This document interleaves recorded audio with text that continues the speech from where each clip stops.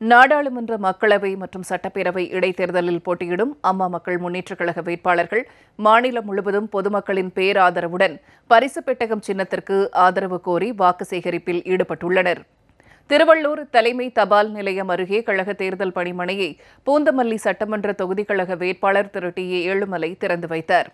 கழக வேட்பாளர்கள் அமோக வெற்றி பெற ஆற்ற வேண்டிய களப்பணிகள் குறித்தும் வாக்குச்சாவடி முகவர்கள் செய்ய வேண்டிய பணிகள் குறித்தும் கழக செயல் வீரர்களுக்கு ஆலோசனைகள் வழங்கினர். நிகழ்ச்சியில் தேர்தல் பொறுப்பாளர் திரு ராஜு உள்ளிட்ட கழக நிர்வாகிகள் கலந்து கொண்டனர். விழுப்புரம் நாடாளுமன்ற தொகுதியில் போட்டியிடும் கழக வேட்பாளர் திரு கணபதி திருநாவலூர் ஒன்றியத்திற்குட்பட்ட களமருதூர், பாண்டூர், ஆதனூர், கிளாப்பாளையம், கீழக்குப்பம், அயன்வேலூர், நன்னாரம், பெரும்பாக்கம் உள்ளிட்ட பல்வேறு கிராமங்களுக்கு சென்று கழக வேட்பாளர் திரு கணபதி பரிசு பெட்டகம் சின்னத்திற்கு வாக்கு கேட்டு தீவிர வாக்கு சேகரிப்பில் ஈடுபட்டார். இதில் விழுப்புரம் மத்திய மாவட்ட கழக செயலாளர் திரு விஸ்வநாதன் உள்ளிட்ட ஏராளமான கழக நிர்வாகிகள் கலந்து கொண்டனர்.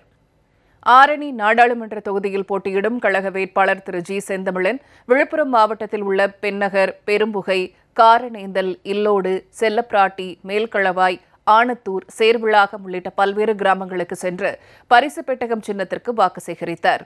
விழுப்புரம் வடக்கு மாவட்ட கழக செயலாளர் திரு பாலசுந்தரம், ஒன்றிய கழக செயலாளர் திரு முருகன் உள்ளிட்ட ஏராளமான கழக நிர்வாகிகள் கலந்து கொண்டனர்.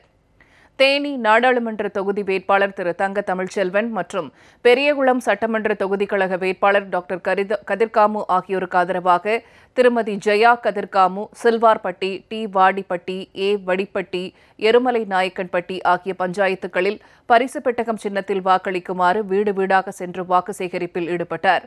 கழக நிர்வாகிகளும் உடன் சென்றனர்.